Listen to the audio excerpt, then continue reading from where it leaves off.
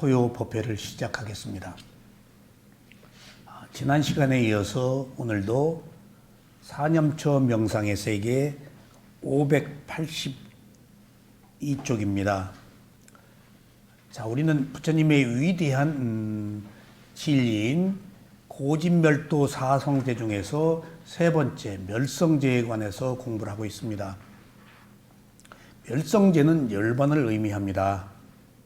근데 열반은 오직 부처님에 의해서 밝혀진 것이고, 부처님에 의해서 밝혀진 열반을 부처님의 가르침에 의해서만 이룰 수 있습니다. 그래서 열반을 최고의 행복이라고 그러는데, 그것은 윤회한 것들이 업이 끊어지기 때문입니다. 그런데 열반은 보통 부처님이 잘 말씀을 안 하십니다. 왜냐하면 내가 열반에 들었다 하면 과시가 되니까. 이게 지금 무아가 가장 중요한 건데, 자아가 에고거든요. 그 에고를 없애는 게 깨달음인데, 이런 세속적 삶에서는 에고가 나의 삶을 지탱하고 있잖아요. 내가 누구라는 생각이. 그러니까 우리들이 선한 의도를 가진 열정도 에고라고요. 그것을 버리기가 그렇게 어려운 거예요. 그것 때문에 괴롭다고요. 그래서 수다원, 사다함, 아나함의 열반들이 다 있는데, 열반에 이르렀다고 말을 한다면 내 제자가 아니다 라고 할 정도로 부처님이 열반 이야기를 엄격하게 금하신 것은 최고의 퀄리티, 최고의 가치이기 때문에 얻지 않고 내가 얻었다고 과시할까 봐서, 그리고 얻고 나서 또 내가 열반을 얻었다고 또 과시할까 봐서. 왜? 앞으로 가야 될 길이 더 있기 때문에. 아라한의 열반이 될 때 완전한 열반에 이르고, 그 전에 수다원, 사다함, 아나한의 열반은 아직 완성되지 않은 열반이에요. 그래서 열반은 독특한 정신세계의 최고의 정신적 지위임에도 불구하고 현실 안에서 우리에게 나타나는 것은 청정으로 나타납니다. 그래서 청정을 열반의 마음이라고 합니다. 청정은 계율을 지킬 때 생겨요. 도덕적으로 막아서 자기를 보호할 때 마음이 깨끗하고 고요해져요. 그 청정이에요. 그 청정의 마음이 열반의 마음이에요. 그러니까 열반은 우리가 알 수 없는 높은 최고의 가치임에도 불구하고, 그럼 현실 안에서 우리가 열반을 연불로만 외울 것인가? 아닙니다. 지금 이 순간에 내가 괴로워하고 있네? 라고 하는 순간 내 마음이 청정해져요. 호흡을 알아차린 순간 호흡이라는 대상과 그것을 아는 마음, 두 가지만 있을 때 마음이 청정해져요. 그게 열반의 마음이에요. 내가 도덕적으로 막아서, 위험을 막아서 스스로를 보호할 때 청정해지잖아요. 그게 열반의 마음이에요. 그런 일상에서 우리들이 알아차림에 의해서 만들어진 청정함이 결국은 열반으로 간다 하는 뜻으로 말씀을 드릴 수가 있겠습니다. 어떤 의미로 열반은 밝음, 빛, 어리석음은 어둠. 그러면은 수다원의 열반은 밝음을 보았는데 아직 무아가 있다고요. 자아가 있다고요. 무상을 완전하게 터득하지 못하고. 그러니까 무상고무아라는 존재하는 땀마 법의 특성을 얼마나 받아들여서 내 몸이 얼마나 빛을 발하느냐가 열반의 상태를 결정하는 게 아닌가. 빛으로 다 결정되거든요, 이게. 정신세계는 빛이에요. 그걸 우리는 아우라 예술계에서는 근데 오라라고 그러죠. 혼불도 일종의 그 마음이 가지고 있는 빛이에요. 에너지. 근데 지금 빛이 있는 천신과 빛이 없는 천신도 있다고 그러잖아요. 천신들이 다 빛으로 오거든요. 아비담마 논장에 사람이 죽으면은 강력한 허공으로 강력한 빛을 발생하면서 다음 생이 연결된다고 그런 기록이 있더라고요. 그러니까 어쨌든지 그 빛, 그것이 정신세계에서 최고의 퀄리티라고 한다면 그 빛의 밝기에 따라서, 빛의 색깔에 따라서 그 깨달음의 종류가 다르지 않겠는가 하는 생각을 제가 해봤어요. 왜냐하면 제가 빛을 보는 수행을 했었거든요. 빛의 밝기, 색깔에 따라서 밀교해서 수행 정도를 평가해요. 그렇다고 본다면은 우리도 빛으로 본다면 아수라는 빛이 어떨까요? 김 교수님. 아수라는 빛이 어떨까요? 검고 붉죠. 예, 검고 붉죠. 욕계, 색계, 천신은 빛이 또 다르죠. 욕계 신하고 색계 신하고 빛이 다르겠죠. 그러니까 그 투쟁을 좋아하는 사람, 전쟁을 좋아하는 사람, 살인을 좋아하는 사람들은 검으면서 붉지 않겠어요? 열정이 있어서 그러니까. 이 빛으로 여러분들 선한 사람 보면 얼굴이 환히 빛나잖아요. 불행한 사람은 얼굴이 어둡고. 그러니까 어느 의미로 그 빛은 우리들의 정신 상태를 표현하는 하나의 또 그 현상이 아닌가 싶기도 해요. 그래서 오늘은 이 열반을 조금 더 구체적으로 접근하는 시간입니다. 582쪽. 자, 위에서 보겠습니다. 자, 오직 위파사나 수행에 의해서만이 무상고무아를 알 수 있습니다. 존재하는 것의 속성은 무상고무아입니다. 이 세 가지 이상은 없어요. 이 무상고무아를 통찰지혜라고 그래요. 근데 이 무상고무아를 어떻게 발견했다고요? 몸의 느낌을 통해서 무상고무아를 발견했다고요. 몸을 보니까 몸이 변하더라는 거예요. 느낌이 변하니까. 그리고 느낌은 괴로움이요. 변하기 때문에. 그리고 느낌은 내가 어떻게 할 수가 없어요. 조건이 결정하지. 그러니까 느낌에 무상고무아가 다 있다고요. 그래서 존재하는 것의 특성이 무상고무아인데 무상고무아를 알아야 열반에 들어가는데 무상고무아를 알아서 뭐가 끊어져야 열반에 들어가죠? 생각으로 한 무상고무아가 아닌 실제 하는 지혜로 한 무상고무아는 뭐가 끊어지죠? 집착이 끊어지는 거예요. 내가 없다라고 알으면 집착이 끊어지는 거예요. 그 결과로 열반에 들어가는 거예요. 집착이 끊어져야 그 마음이 청정해요. 집착이 안 끊어지면 그 마음이 색깔이 청정하지 못해요. 오염돼 있어요. 그러니까 무상고무아에 의해서만이 집착이 끊어져요. 내가 있으면 끊을 수가 없어요. 내 눈에 물 대야지, 내 새끼 우선 해야지, 나 출세부터 해야지, 나부터 돈 벌어야지. 남이 어딨어. 거기에 무슨 청정이 있어요. 그러니까 우리 인류의 역사는 모든 것들이 자아를 강화하고 민족 국가를 강화하고 문종을 강화하고 우리 학교를 강화하고 전부 에고를 강화하는 것이잖아요. 근데 이 수행, 깨달음, 괴로움에서 벗어나려면 거꾸로 가는 거예요. 이게 욕망의 거친 물살을 거슬러 가야 돼요. 이게 누가 갈 수 있는 길이냐고요.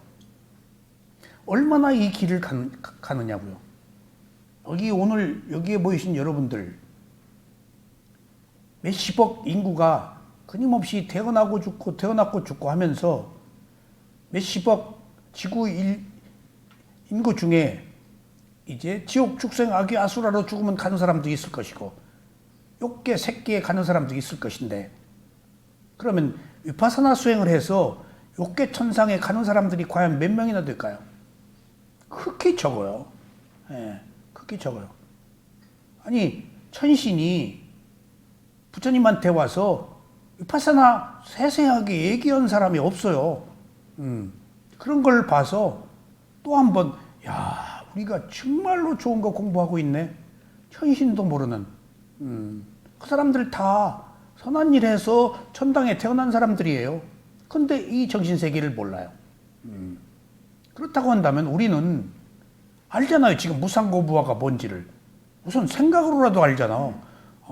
그리고 생각으로 알다 보면 조금씩 아는 거예요. 여러분들. 이미 젖어 있어요. 여러분들이 무상에 대해서, 고에 대해서, 무아에 대해서.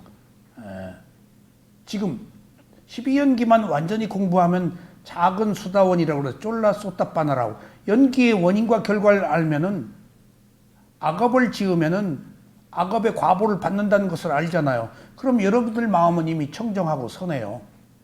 그러면 사악도에 안 떨어진다는 거예요. 이건 부처님 말씀이에요. 12연기를 공부하면 사악도에 안 떨어진다. 업의 과보를 알기 때문에 나쁜 짓 안 한다는 얘기예요. 그러니까 우리는 지금 선정이 아닌 욕계, 색계, 무색계가 아닌 통찰 지혜를 얻어서 본질적으로 괴로움을 맞닥뜨려서 해결하는 그런 엄숙한 삶을 살고 있다라고 한번 이게 인연이에요, 지금. 여러분들이 여기 온 것은 선업의 공덕의 인연 때문에 오신 거예요. 이거 인연 없으면 못 와요. 왔다가 바로 그만두거나. 전부 인연이에요. 한 톨도 인연이 아닌 게 없어요. 정말. 저는 우연이 없어요. 전부 인연이에요. 왔어도 비켜치 나가요. 근데 인연이 있으면 잡아요. 얼마나 무수한 진리, 무수한 사람들, 무수한 사람들과 만나고 헤어졌어요, 여러분들이. 다 그 사람들과 크고 작은 관계를 맺어왔지만은 위파사나라는 이 부처님의 깨달음을 얻은 단 하나의 유일한 이 인연을 여러분들이 잡았다는 것은 정말 대단한 거예요. 저는 상유타 니카야 경전 공부를 하면서 다시 한번 부처님의 가르침이 얼마나 위대한 것이고 켜켜이 층층이 다 다르구나. 그 정통을 우리가 잡을 수 있었다는 것은 그것도 공덕이구나. 그것을 일깨워주는 것이 니카야드라니까요. 그냥 모르고 있었잖아요, 우리는. 적당히 막연하게 생각을 했는데 니카야에서 부처님이 구체적으로 하나하나 얘기를 해주신, 지금 천신과 인간과의 부처님과의 대화인데 앞으로 이제 본격적으로 경전이 계속되면은 우리 인간의 삶의 고뇌, 수행에 대한 구체적 방법들이 다 나와요. 다 나와요. 이게 좀 기대가 굉장히 큽니다. 자, 그래서 무상고무아의 지혜가 완전해지면 모든 것이 무상하고 불만족이고 나라고 할 것이 없고 나의 소유라고 할 것이 없다는 깨달음이 일어납니다. 그러면 이 순간에 모든 집착에서 벗어납니다.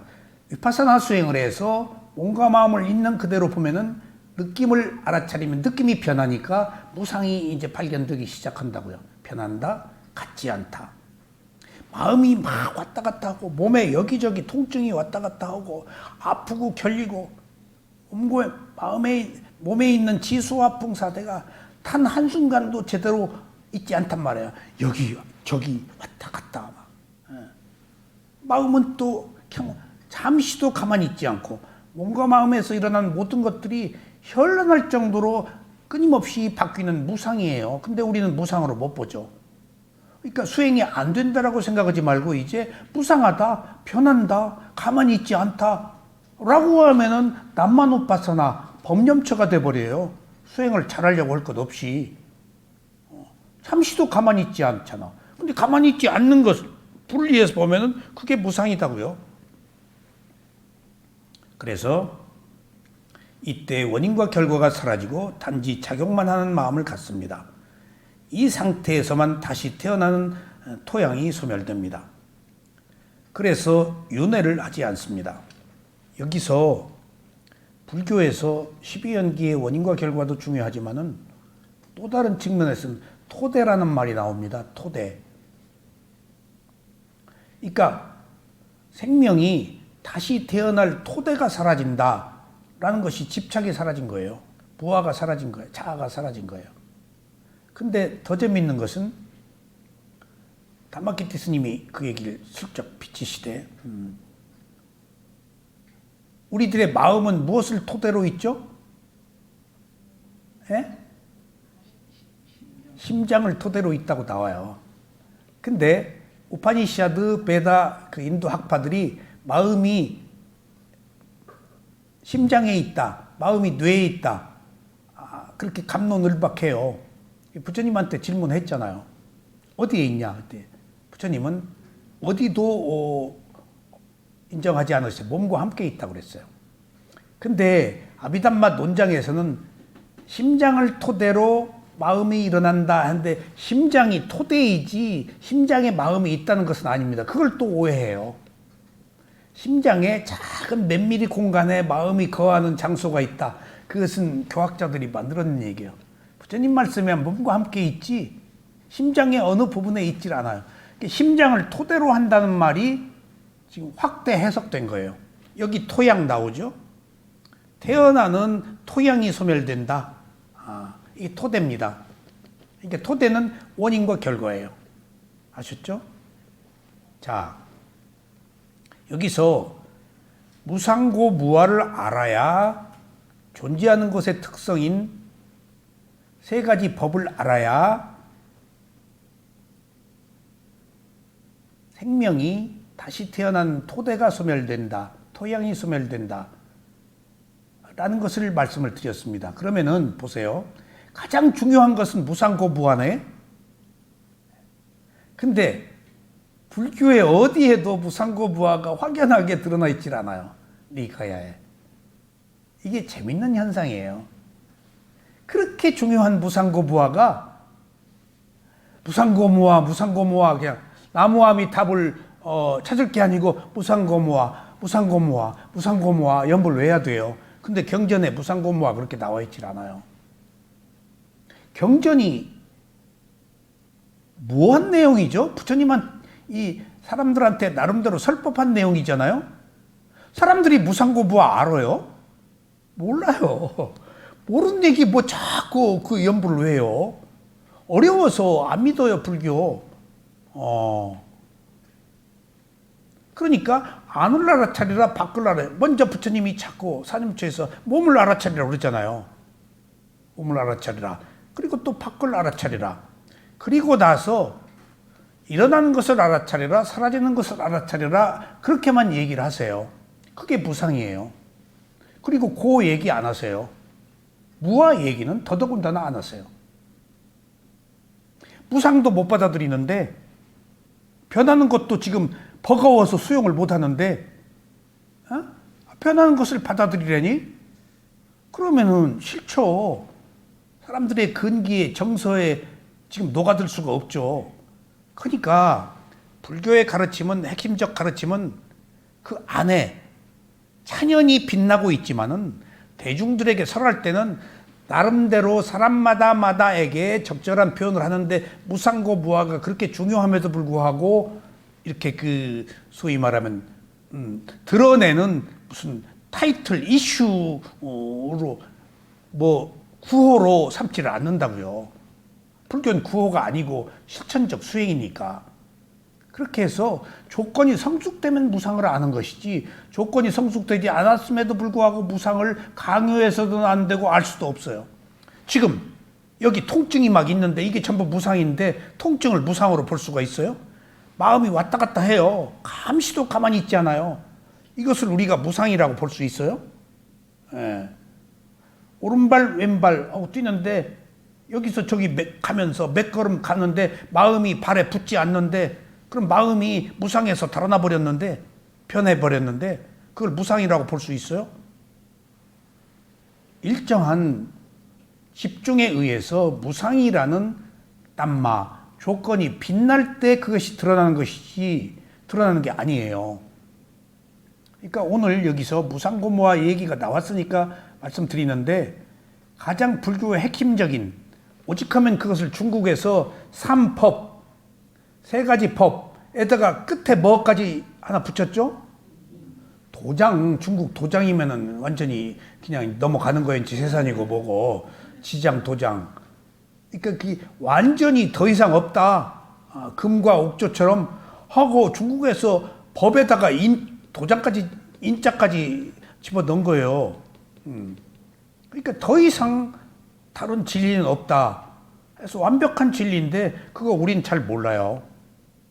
우리는 괴로움이 있다. 괴로움이 원인은 집착이다. 괴로움이 소멸한다. 라고 지금 열반 우리가 공부하고 있지만 괴로움이 뭔지 모르는데 성인이 되어야 아는데 안 괴로우려고 그러지.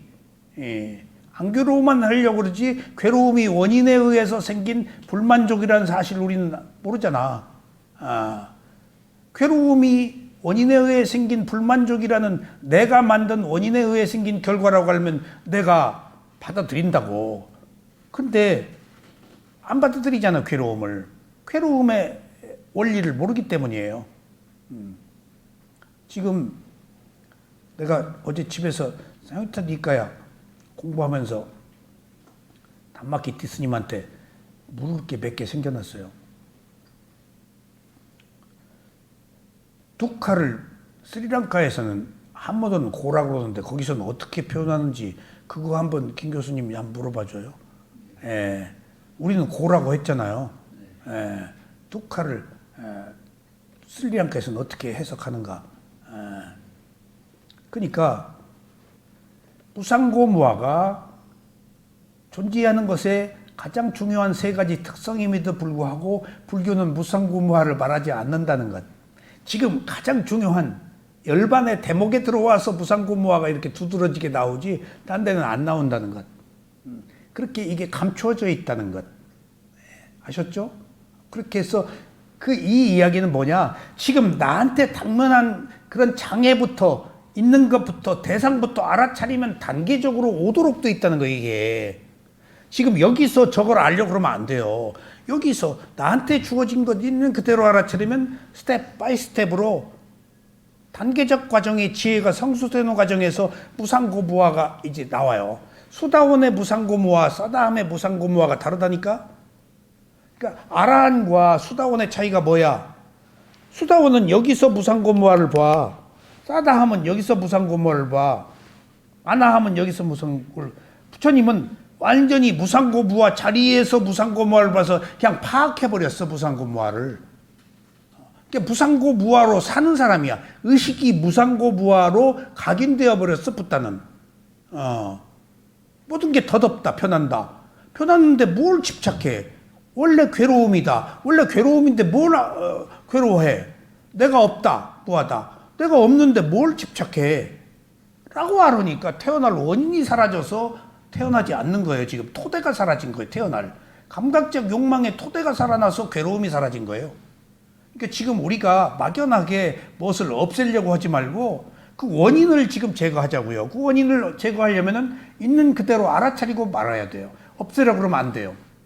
나한테 잘못된 습성, 고질적인 고정관념, 에고 그런 것들을 없애려고 그러면 안 돼요. 그 힘으로 살아왔는데 그렇네, 괴로워하네, 이거 있네, 미워하네 라고 있는 그대로 알아차리는 것으로서 거리를 두어서 차츰 알아차린 힘을 키워서 지금 이 고정관념의 힘이 크잖아요. 우리 고정관념과 맞서서 싸울 수가 없어요. 위파사나 수행으로 그렇네 개입하지 않고 계속 하는 동안에 이 알아차림의 힘이 커져요. 그러면 이제 적당히 이제 맞설 때가 돼요. 이제 그 고정관념과 고정관념을 알아차린 힘이 맞설 때가 돼요. 여기서 뭐가 일어날까요? 전쟁이 일어나요. 여기서 부처님도 전쟁이 일어났잖아요. 와서 막 꼬드기고 그만두게 하고 그 사람들은 악마 아니에요. 욕계 천상에 있는 사람들이에요. 그것밖에 모르니까 부처님이 안타까워서 수행 좀 그만하고 즐기지 왜 가냐고. 난 지옥에 있는 사람이 그런 줄 알았어. 그것밖에 모르는 욕계 천상에 있는 천왕들이 그러는 거예요. 예, 그것밖에 모르잖아. 근데 우리는 지금 욕계 천상을 뛰어넘는 새끼 무새끼를 뛰어넘는 꿰뚫어버리는 통찰지혜를 배우고 있잖아요. 난 부처님 꼬드긴 사람이 무슨 그 사악도의 악마들인 줄 알았어. 욕계 천상에 있는 사람들이야. 물론, 예. 예? 그러니까 타와자재천. 욕계 천상이 최고 아니에요. 그러니까 그런 사람이 부처가 구도의 깨달음 얻는 과정을 이해 못하고 꼬드겼다는 사람. 거기서 지금 고정관념의 에너지와 이 지금 알아차린 힘이 이제 봤어. 그러면 여기서 지금 이제 부처님이 딱 넘어버리면 깨달음이네. 근데 지금 이 감각적 욕망, 에고가 나 탐진치는 물러가겠습니다 하고 조용히 물러갈 것 같아. 회방을 놓지. 그릇을 깨고 막 몸부림을 치고 해코지를 하지. 해코지를. 그 과정을 이겨내야 돼요. 그래서 혼자 힘으로 어려운 거예요. 스승이 이끌어줘야 돼. 혼자 힘으로 이겨냈다면 그건 붓다요. 그건 붓다요. 우리는 아직 선업의 공덕이 약해서 혼자의 힘이 없으니까 지금 이런 그 붓다의 가르침을 배운 도반들한테 힘으로 이제 가는 거예요, 이제. 그러니까 이게 계속 너무나 오랫동안 쌓아온 우리들의 의식 구조의 잠재 의식을 부술 수가 없기 때문에 계속 트러블이 일어나고 마찰이 일어나고 몸살을 앓는다고요. 후유증이 생기고. 그렇지만은 여러분들 물러나면 안 돼요. 왜 물러나면 안 되죠? 제가 그걸 판단했어요. 자, 괴롭더라도 괴로움이 없는 완전한 부처가 가신 이 길을 갈 것인가? 아이고, 언제 올지도 모르고 있는지도 모르는 여기 뭐가, 여기서 조금 재밌게 놀고 즐기고 하고 일로 가지. 여러분들 두 가지 길밖에 없어요. 모르는 마음, 아는 마음 두 가지 길밖에 없어요. 저는 늘 수행을 하면서 그런 갈등의 갈림길에서 늘 그런 갈림길에서 늘 각성을 해요. 자, 일로 갈 거네, 이걸 갈 것이니까. 근데 이쪽 유혹이 더 강해요. 이쪽 유혹이. 이거 미지수잖아요. 근데 또 돌이켜보면은 이렇게 반문을 해요. 아니, 언젠가 가면 이럴 거 아니야. 근데 가면 갈수록 여기서는 찬연히 더 큰 즐거움이 있고, 이것은 즐기면 즐길수록 더 괴로워. 한국에 가서 또 술 먹고, 이렇게 교환 받고, 그 짓을 또 해야 돼. 예쁜 여자 보면, 차 한잔 합시다. 또, 그것도 가슴 콩닥거리고, 그 짓을 또 해야 돼. 가만히 있자. 거기서 제가 늘 죽자니 청춘이고 살자니 고생이라고. 이게 나는 괴로움이라고, 감각적 욕망의 새 속에 사는 것이 괴로움이라고, 나는 괴로움을 너무 겪었기 때문에 자각한 거예요. 처절한 괴로움들을 여러 차례 겪었기 때문에 여기 지금 그 의미가 부여가 안 된 거예요. 그러니까 당해봐야 된다니까. 보이스피싱으로 막 몇 억씩 떼어봐야 돼. 자식은 안 죽었잖아요. 자식 죽고 부도 나고 뭐 하고 덧정이 떨어져야 돼. 그러고도 또 이 길로 가는 사람은 어쩔 수 없어. 그럼에도 불구하고 여기서 반전해서 이 길로 가려고 하는 사람은 선업의 공덕이 있어. 그래서 제가 오늘 옹달샘 글 그거 했나? 자, 괴로움을 겪지 않고도 깨닫는 사람이 있잖아요. 부처 같은 사람. 부처는 아들 낳고 출가를 했지만은 결국 밖에 나가서 거지도 보고 수행자도 보고 병신도 봤잖아. 거기서 그걸 통해서 구도의 열정을 불태웠잖아. 그거 하나 본 것으로 자기가 안 당하고. 그럼 부타는 선업의 공덕이 있어서 깨달음을 얻은 사람이에요. 다음에 선업의 공덕이 괴롭고 나서 괴로움을 해결하는 길로 가는 사람이 있지. 괴로움을 겪지 않고 괴로움을 해결한 한 부류가 있고요.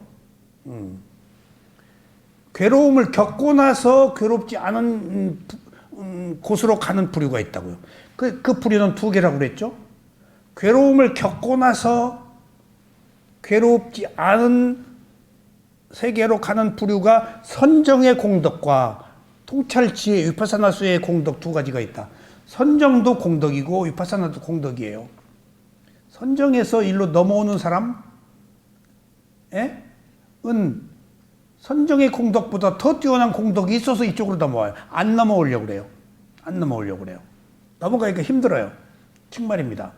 다 모든 종교 지도자 뭐 학문하고 하는 사람들 일종의 다 선정입니다. 아셨어요? 어느 의미에서 자아를 강화해요. 선정은. 그러니까 바꾸어 얘기하면 선정은 지적 사유이기 때문에 에고를 어느 측면에서 더 강화할 수 있어요. 아직 무상고부 안 들어가 있잖아요.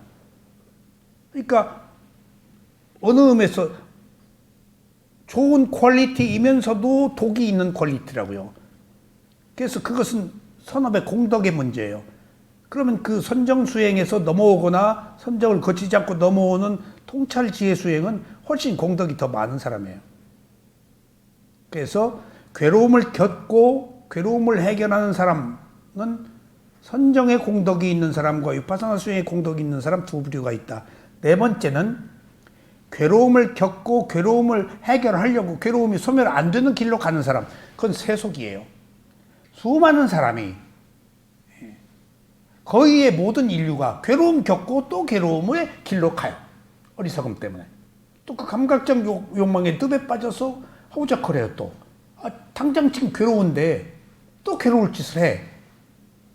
거의의 모든 생명들은 네 번째 부류에 속하고 첫 번째 부류는 매우 희귀하고 중간에 선정 수행을 하는 사람과 위파사나 수행을 하는 사람의 공덕은 그 중에서도 희소하지만은 서너 배 공덕을 쌓아서 이 길을 간다.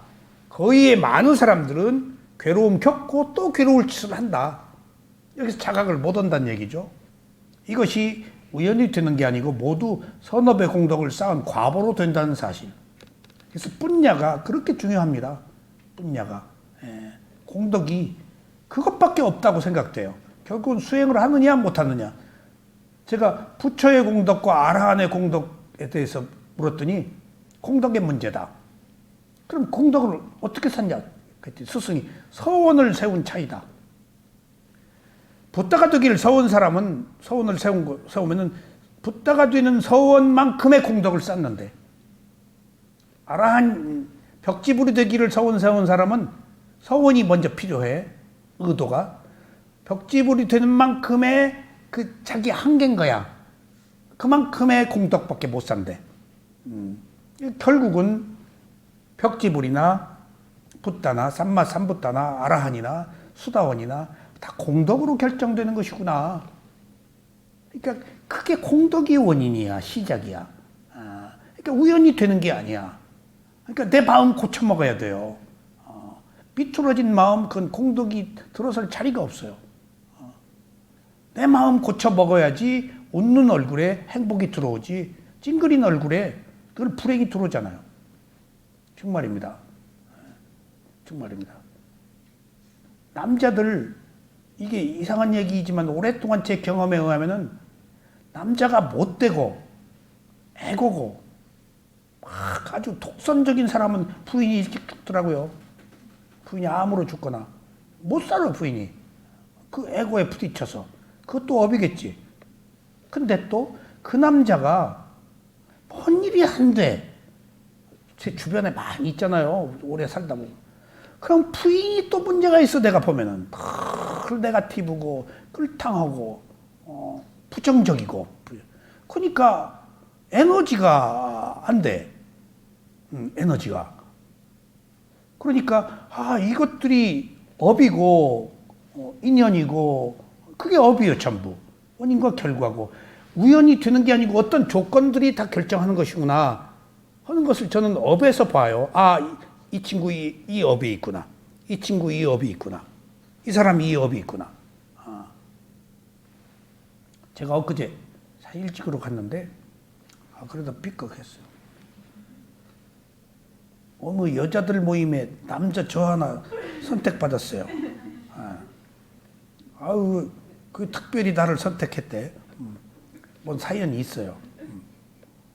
근데 거기 대장이 좌지우지 하는 사람 이제 그 6명이 가는데 남자는 나 혼자야. 정말 그 같은 멤버들이. 근데 굉장히 여자 중에 하나가 포스가 있어요. 그리고 원만해. 이 사람이 범상치 않네. 딱 보면 사진 찍으러 다니고 뭐 여러 가지 일들이 있으니까 알잖아요. 그래서 쓱 한번 물어봤어. 그랬더니 이제 이야기 끝에 내가 이 얘기를 끌어냈는데 공무원 최고까지 올라갔어. 최고가 뭐예요? 차관보 1급이에요. 그거 올라가기 어렵거든. 차관과 장관은 정치적이에요. 차관보까지. 근데 늘 불사를 했대. 기호 한 장이라도 늘 어디 가서 베풀었대. 늘 어디 가서.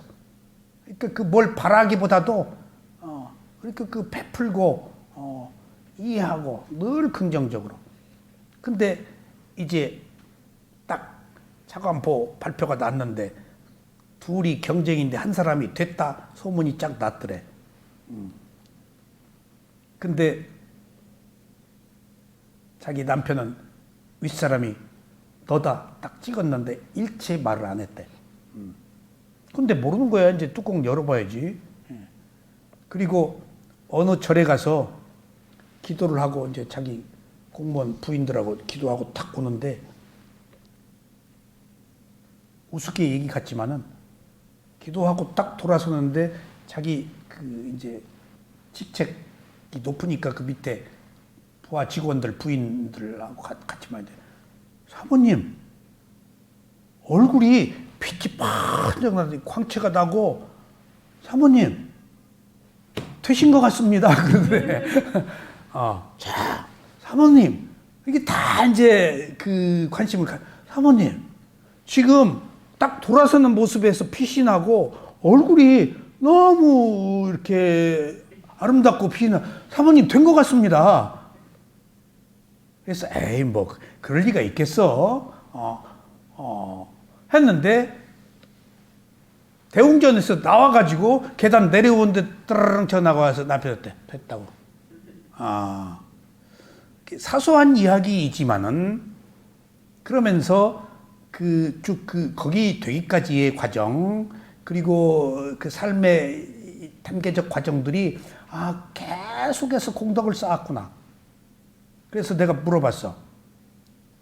이제 정년퇴직 했으니까 어디 가면 기와불사 안 오겠네? 그랬더니 지금도 합니다. 남편 됐는데 이제 뭘 바라고 해? 바라고 한 거 아닙니다, 바라고 한 거 아닙니다. 그래서 이런 것도 원인과 결과구나. 그러니까 그 선한 마음이 선한 결과를 한 패밀리, 한 가족 안에서 중요한 이야기예요. 내 에너지가 가족이 영향을 미치잖아요. 근데 부정적인 에너지가 강하면 이쪽에 또 내가 지금 당하잖아요. 내가 강해서 부정적인 에너지에게 오버플로 돼서 자해를 줄 수 있어야 돼요. 저쪽에 부정적인 에너지가 치고 들어와서 나를 치면 내가 약한 거예요. 이쪽에 청정한 힘을 키워서 오버플로 돼서 줄 수 있어야 돼. 그러려면 내가 완성돼야 돼. 내가 흔들림이 없이 내가 흔들림이 없는 마음으로 굳건하게 두려워하지 않고 괴로워하지 않고 마음을 가지고 있으면은 내가 두려움이 있으면 간다고요. 지금 중요한 것은 왜 두렵냐고요. 가장 중요한 게 지금 두려움이거든요. 왜 두렵냐고요. 차에 치매가 오니까 변하기 때문에 두려워요. 지금 에고 때문에 두려운 거예요. 내가 없으면 무상고 무아를 못 받아들이기 때문에 두려운 거예요. 무상고 무아를 받아들이면 저 안 두려워요. 내가 우리 집 산꼭대기 올라가면서 밤중에 무서워요. 어느 때 쓱 바람이 불고 번뜩 그러면 소복 입은 여자가 툭 나오는 것 같아요. 소설 쓰네 이제. 나는 하나도 안 무서워. 귀신이 없다는 것을 알고 또 내가 법문하고 밤늦게 가는데 귀신이 나를 어떻게 할 거야. 와라 귀신아 제발 좀. 자기가 편한 마음을 가질 때 부정적 에너지가 범접을 못하는데 내가 pin치 못한 마음 부정적 에너지를 끊어들이잖아요. 그러니까 부처님의 모든 가르침은 나의 청정밖에 없다는 거예요. 나의 청정이 나의 즐거움과 더불어 오버플로 된 남의 즐거움까지 해결해 줄 수 있다는 거예요. 나의 청정 빼놓고 지금 무엇도 말하지 말라는 거예요. 그것이 지금 호흡 보고 오른발 왼발 보는 거예요. 내 문제부터 해결해서 내가 고요함을 얻어서 지금 나와 내 가족과 사회 인류 우리 주위에 넓게 지금 펴는 거예요. 지금 이게 나로 그치지 않습니다, 여러분들.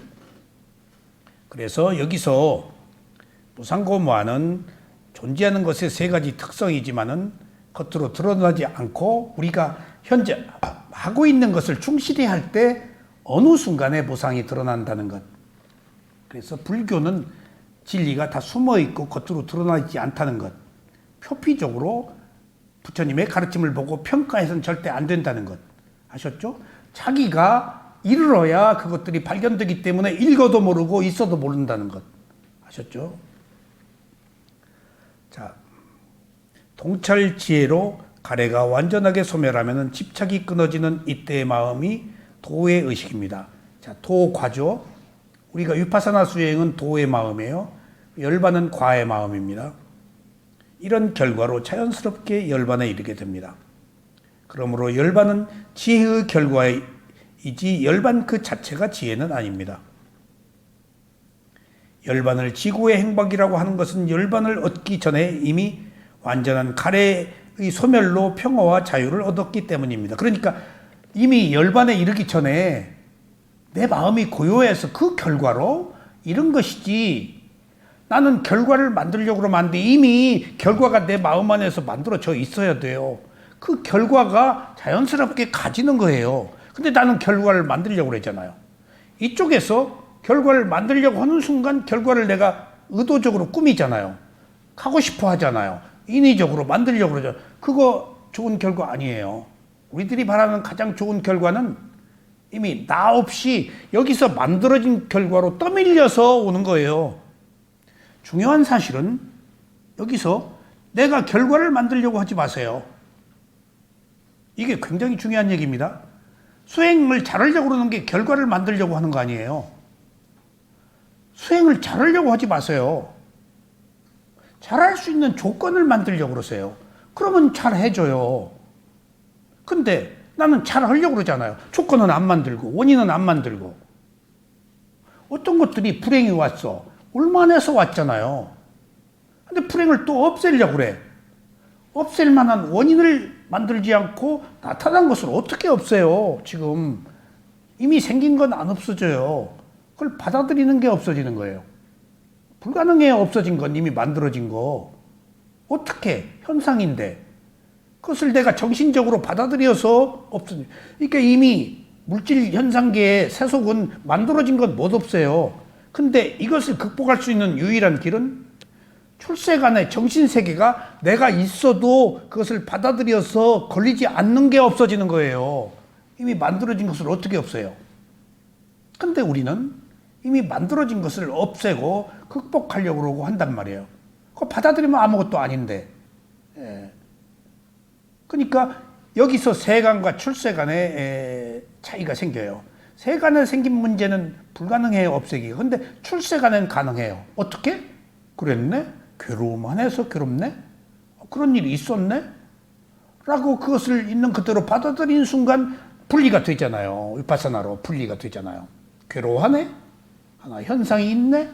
라고 놓고 봐서 내가 안 걸리면 되는 거단 말이에요. 그게 출세간의 방식이에요. 그러니까 우리가 세간적 방식에서는, 세간적 방법으로는 답이 없고 오직 출세간적 방식으로 대상을 있는 그대로 알아차려서 내가 걸리지 않으면 그것은 거미줄에 걸리지 않는 바람처럼 통과하는 거예요. 또 뭐처럼? 연잎 위에 흙탕물이 물들지 않는 것처럼. 응? 그러면은 마지막에 뭐가 또? 에? 소리에 놀라지 않는 사자처럼. 아, 수단이 봤다 몰라. 사자는 제왕이 있으니까 놀라지 않아. 사자는 두려움이 없단 말이에요. 힘이 있으니까. 근데 우리는 지금 에고 때문에 두려움이 있는 거예요. 에고만 없으면 안 두려워. 올만해서 왔지 라고 생각하면 되는데, 그러니까 그 나의 두려움은 나의 에고 때문이다. 근데 그 에고의 힘으로 살았기 때문에 나는 불가피 두려움 속에서 고통스럽게 살 수밖에 없어요. 그러니까 이 원리를 우리가 알자는 거예요. 나를 괴롭히는 것이 과연 무엇인가? 그게 나의 에고예요. 근데 그것은 못 버리겠어. 아, 그러면 괴로워야지. 이렇게 명확하나 해요. 어떤 사람이 왔어요. 반바지를 입고 왔어요. 내가 옷에 안 걸려야 되는데 이 사람 젊은 사람이니까 빨간 바지 안 입고 와서 다행이다. 내가 반바지 밑에 털이 막 부슬부슬해. 그래서 이 사람은 또 몸에 털이 많네. 자꾸 그것만 보여. 내 마음에 거슬린 거야, 반바지가. 내 말이 좋게 나가. 상담하러 왔대. 그래서 어떻게 하냐. 누가 가보라고 그래서 왔대. 얘기하시오. 위층에 층간소음 때문에 못 살겠대. 내 말이 좋게 나와. 그럼 이사 가시오. 돈이 없어서 못 가겠다. 그럼 당하시오. 뻔한 거요. 위층에 올라가서 문 두드리고 칼싸움 할 거요?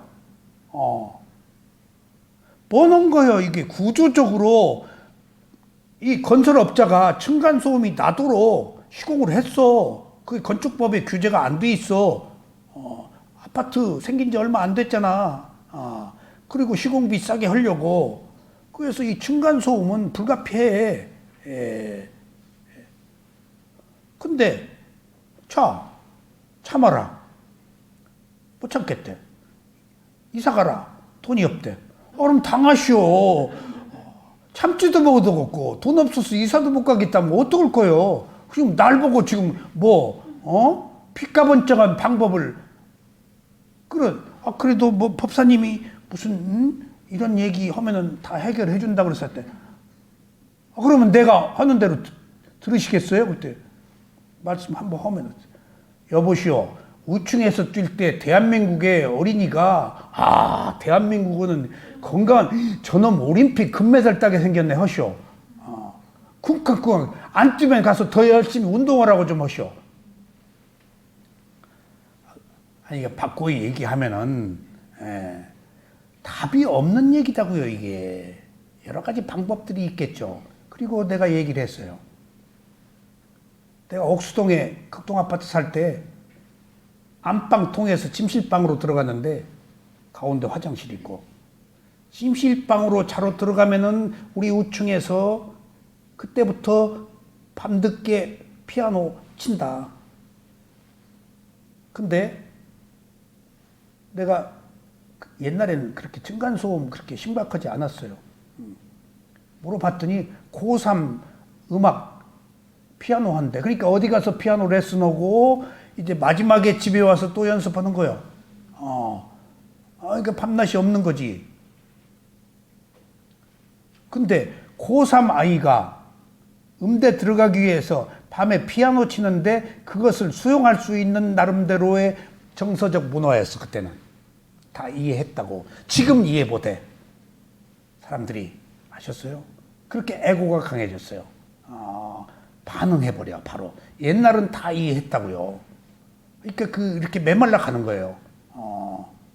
그래서 내가 오히려 잘 때 피아노 소리가 안 들리면은 이거 연습 안 하고 뭐해. 그리고 야, 너 뭐하냐? 연습 좀 해라. 라고 말하고 싶더라고. 그리고 걔가 치는 피아노 음색 야, 이거 봐라. 딴 생각하고 치네? 라고 그 염려하는 마음으로 그 소음을 나는 즐겼다. 생각하기 나름이다. 그런 거예요. 뭐든지 생각하기 나름이지. 근데 나한테 피해를 준다? 라고 생각하고 피해의식이 있으면 에고에 저촉되면 못 견디지. 대표적인 예에 여기서 골프공 딱 때리잖아, 여름에. 그러면 인터뷰 때 골프공 소리 많이 나와요.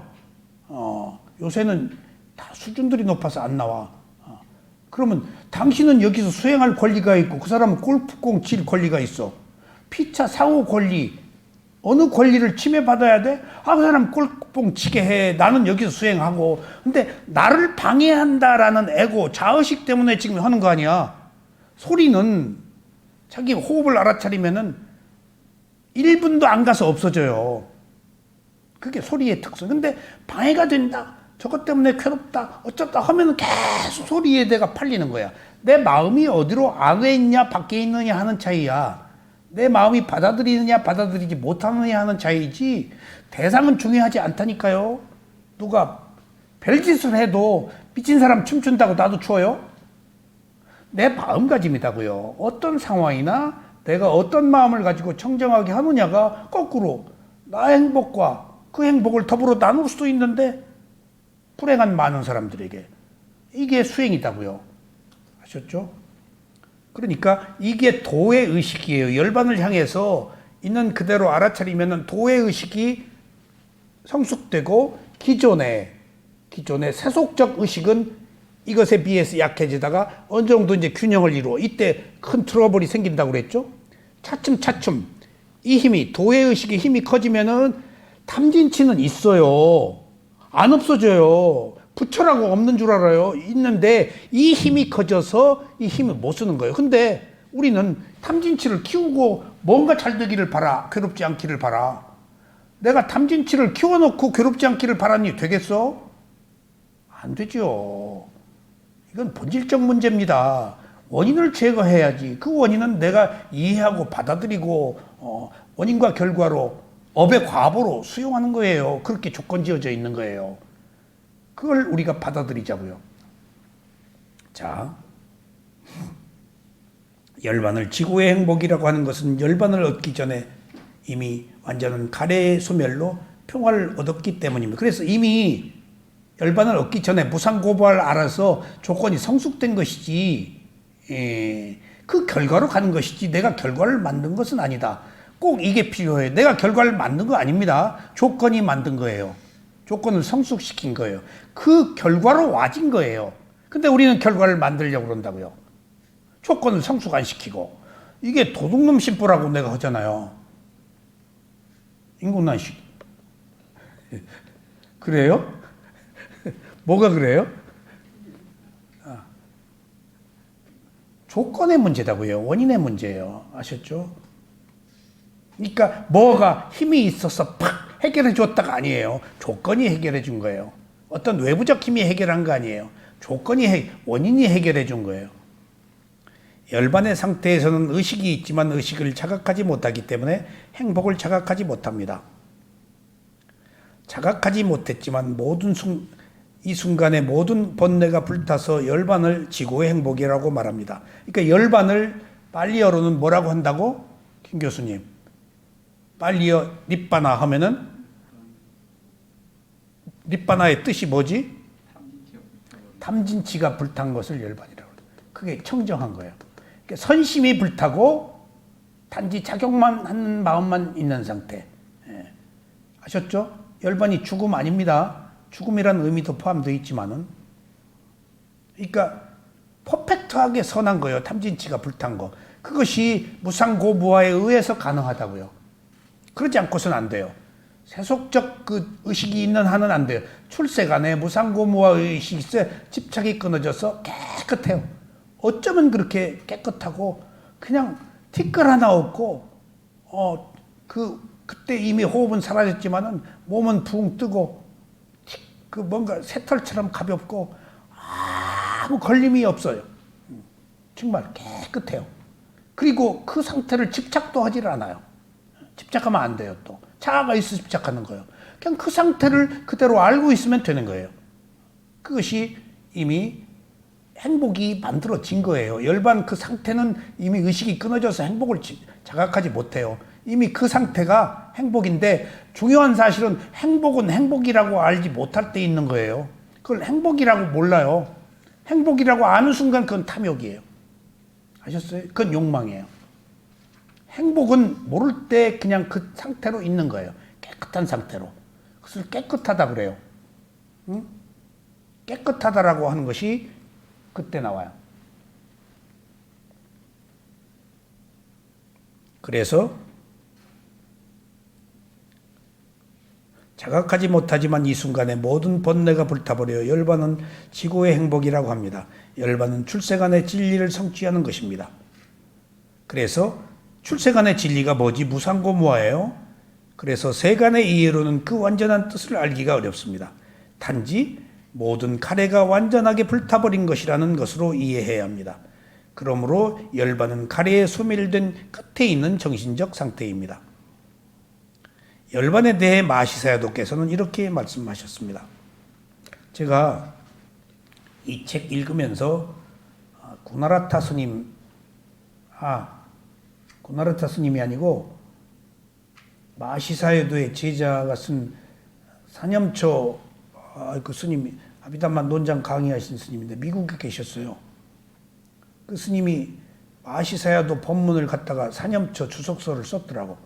근데 또 그걸 인용해서 이제 여기 인용을 좀 했어요. 마시사야도께서 열반을 이렇게 말씀하셨대요. 물질은 먼지에 오염될 수 있습니다. 마음과 마음의 작용과 같은 정신적 특성은 탐욕, 증오 등과 관련되어서 오염될 수 있습니다. 물질은 먼지에 오염되고 우리들의 마음은 탐욕, 증오, 미움이에요. 에 오염된다. 선한 정신적 상태들조차 또 탐욕, 증오 등이 나타날 때 오염될 수 있습니다. 그러니까 선하다고 할 때 내가 뭔가를 바라면은 선정의 세계에서 그것은 아직 탐욕이 있는 거예요. 위파사나 수행의 무상고무와의 출세간에서만 탐욕이 안 붙어요. 이건 현격한 차이이기 때문에 굉장히 미세하지만 분명하고 현격한 차이예요. 그러니까 선한 마음에도 선한 것을 명분으로 선한 것을 명분으로 국가를 수호하겠다고 해서 적과 싸워서 상대를 죽이는 것, 그것은 퍼펙트한 선은 아니지. 예? 선하다는 명분으로 탐욕과 성냄을 할 수도 있다는 얘기야. 그건 완전한 선은 아닙니다. 마시사야두가 그런 것들을 여기서 밝혔어요. 선한 마음에도 탐욕이 나타나서 오염될 수 있다. 그러나 이 지구의 행복인 열반은 매우 순수하기 때문에 어떤 오염도 접촉하지 않습니다. 그러니까 명분을 이거 나라를 위해서, 가족을 위해서, 새끼를 위해서 조금 이거 하는 거 괜찮아? 그러면 안 된다는 거예요. 그것조차도 배격해야 열반에 간다는 거예요. 그런 명분을 내세우면 안 된다는 거예요. 오직 철두철미하게 퍼펙트하게 완벽하게 대상과 맞닥뜨려서 뛰어넘어야 된다는 얘기입니다. 이것을 주석서에서는 열반은 모든 점에서 빛난다는 의미로 설명합니다. 그러니까 우리가 말하는 지구의 행복, 완전한 괴로움이 해결하는 것은 이유 여하를 말만 하고 핑계를 대면 안 된다고요. 그냥 그것이면 그것이어야 돼요. 이런저런 핑계를 대면 안 돼요. 다 사족 붙일 수 있죠. 우리 문중을 위해서, 우리 지역을 위해서, 우리 나라를 위해서 다 그거 허울이에요. 다 자기 자신을 위한 거예요. 그게 다 명분이에요. 여러분들 정의라는 이름으로 말하는 사람들 정의 아니에요. 자기 욕망이에요. 얼마나 많은 정치인들이, 얼마나 많은 사람들이 앞에 가서 이 얘기하고 뒤에 가서 저 얘기하고, 그리고 대외적으로 명분은 다 국가를 위해가고 뭘 위하고 다 지 욕심이잖아요. 다 지 욕심이잖아요. 그게 세속이에요. 그런 사람 나무랄 수 없어요. 그게 세속의 실상이에요. 그 세속의 실상을 가타부타 할 것도 없어요. 원래 세속은 그래요. 근데 그걸 욕할 것도 없어요. 원래 세속은 그런데 욕할 거 없어요. 원래 그런데 거기 물들지 마세요. 거기 물들지 마세요. 저 사람은 그런 사람이야? 저런 집단은 그런 집단이야? 저런 상황에서는 저렇게 말하고 있네? 그걸 분리해서 봐야지 지도권이하고 문제로 삼고 이걸 고쳐야 돼 라고 불가능하다니까요. 못 고친다니까요. 세속의 힘이 얼마나 큰데. 이 인류의 역사가 윤회하는 세계 속에 있는데 내가 지장보살처럼 인류의 역사의 윤회 수레를 멈추어서 딱 윤회의 바퀴를 멈추게 딱 막아서 못 들어가. 시지푸스의 신화처럼 딱 지금 모든 인류의 윤회는 여기서 끝? 이게 가능한 얘기냐고요. 출세간이에서 우리가 이런 현실을 알자고요. 나의 청정이다고요.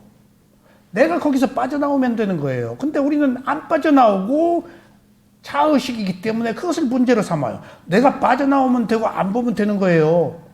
근데 우리는 못 그래요. 못 그래요. 거기 한 발 적시고 있기 때문에, 그것이 나의 것이기 때문에 어떻게든지 뒤집어 보려고 그래. 불가능한 것을 가능하게 하려고 그러는 것이 어리석음이에요. 내가 빠져나오면 돼요. 여러분들, 부처님은 몇십억 인구들이 끊임없이 나오고 죽으면서 윤회 수레바퀴, 윤회 사슬에서 연기의 회전한 속에서 나고 죽고 하면서 그 흐름 속에 들어갔는데, 부처님은 어떤 분인가? 반항자예요. 연기의 흐름을 거역한 사람이에요. 이탈자예요. 배신자예요. 이 세계에서 보면은 챙겨져 나간 거예요. 세속의 흐름에서 챙겨져 나간 거예요. 이게 출세관이에요, 여러분들. 출세관이 세속의 모든 것을 결정하고 좌지우지하고 고칠 수 있는 줄 알았어요? 병을 고치고 문제를 수습할 수 있는 줄 불가능해요. 부처님이 했어요? 예수님이 했어요? 이걸 자각해야 돼요. 내가 모든 것을 할 수 있다고 생각하는데 내가 할 수 있는 일은 내 몸과 마음 청정하기 위해서 내가 안 걸리는 거라니까. 그래서 어느 의미로 부처님은 윤회하는 세계 속에서 반항자예요. 배신자야. 혼자 잘 살려고 떨어져 나갔어. 근데 이쪽에서 보면 그래. 근데 결국은 그 길만이 괴로움을 해결할 수 있는 유일한 길인데 우리가 그 길을 가자고요. 출세관. 가타부타 세속의 아류에 휩쓸려서 이러고 저러고 하지 말고 나 혼자 청정하게 관조하고 세속에서 벗어나는 것이 출세관이에요. 그게 깨달음입니다. 함께 가지 않고 나 혼자 스스로의 힘으로 해결하는 것. 이 해결 방법밖에 없습니다. 어떤 사람은 주석서의 설명에 의존하여 열반은 매우 밝은 빛이라고 합니다. 아니, 나 조금 전에 말했는데. 그러니까 탐진치가 소멸한 거니까, 그러나 빛은 물질입니다. 그 물질이, 그 정신이 열반에 의해서 고귀하게 빛난다는 상징적 의미로 말씀을 드렸습니다. 여기 근데 구체적으로 말하는 빛은 물질입니다. 열반 그 자체가 물질이 아니므로 그들의 말은 붓다의 가르침에 어긋납니다. 생겨나지 않음 또는 소멸만이 모든 점에서 빛이 납니다. 그것은 조건 지어진 것들의 오염으로부터 완전히 자유롭기 때문에 이러한 해석이 적합한 것입니다. 그러니까 비유를 해서 우리가 열반에 이르는 청정한 마음을 빛으로 설명했지만 그건 빛도 아니다. 진리 그 자체다. 탐진치가 끊어졌기 때문에 그때 그 빛은 빛나겠지. 왜냐하면은 부처가 오락을 가지고 계시니까. 그리고 아라한들이 오라가 다 있으니까. 오라는 그 사람이 가지고 있는 에너지예요. 에너지. 제가 이태리 시시리에를 갔는데 프란체스코 성인이 굉장히 부잣집 아들이었더구만. 근데 문제하였어요. 막 옷을 벗어. 막 그 부잣집에서 귀족, 그 고대 중세 도시도만 아시시가 거기 그 프란체스코 성인이 사셨는데 옷을 벗어 다녔어. 그러니까 막 감금해놨어. 밖에 못 나가게. 그래서 위대한 성자가 되셨잖아요. 몸에서 향기가 났어요. 그리고 빛이 났어요. 프란체스코 성인이 입은 옷에서 그렇게 향기가 났대요. 천신들이, 천상의 천신들이 향기가 나고 빛이 났거든요. 빛으로 다 현현해요. 이제 열반이 빛은 아닌데 상징적인 의미로 그렇게 말을 한 겁니다. 그래서 내가 그때 젊은 시절에 프란체스코 성인이 세속의 관습적인 것, 구태의연한 것, 관념적인 것들을 보시고 그것으로부터 벗어나기 위해서 막 그 몸부림을 치느라고 옷을 벗었구나. 막 그 알몸으로 자유로워지고 싶었던 거야. 미쳐서 그런 게 아니고, 미쳤으면 제정신 돌아가기 힘들어. 안 미쳤으니까 성인이 되지. 미쳤으면 성인 못 돼. 그러니까 지극히 관념적인 세계에서 그 관념을 뛰어넘고자 하는 프란체스코 성인을 미친 사람으로 봤겠지. 어떤 제도권 안에서 이탈을 하니까. 근데 이미 그때 프란체스코 성인의 의식 속에는 기존의 고정관념을 벗어버리고 허물을 벗어나려는 그런 강력한 욕구가 생겼던 것 같아. 이건 제 추측이에요. 그러셨구나. 그러니까 옷 벗어 던지고, 막 입히면 막 벗어 던지고. 그러니까 그 내면에 끌어오르는 어떤 진리를 향한 에너지들이 충만하셨구나 하고, 아시시 그 성지의 프란체스코 성인이 운막 같은 서너 평도 못 돼요. 운막 같은 그 작은 성당이 있더라고. 그 프란체스코 성인이 수행하신 이 운막 같은 몇 평 안 되는 이 프란체스코 성인의 교회에 거대한 교회가 그 안에 크게 세워가지고 이 안에 있더라고. 그 위대한 프란체스코 성인이. 그런 것처럼 우리는 관념과 실제에 있어서 세속적 관념들을 벗어버리고 싶을 때 그렇게 의외로 발광하고 몸부림칠 수 있습니다. 그 이해해 주자고요. 아셨죠? 그러니까 우리는 세속이 지배하는 관념이 아닌 출세관의 실제하는 세계를 볼 때에는 현상계가 다 덧없다고 보시고 괴로움이라고 보시고 나의 것이 아니라고 보실 때 출세간에 정서가 싹이 돋기 시작합니다. 아셨죠? 다음 시간에 계속해서 빨리어 니까야 경전에 있는 열반에 대해서 말씀드리겠습니다. 감사합니다.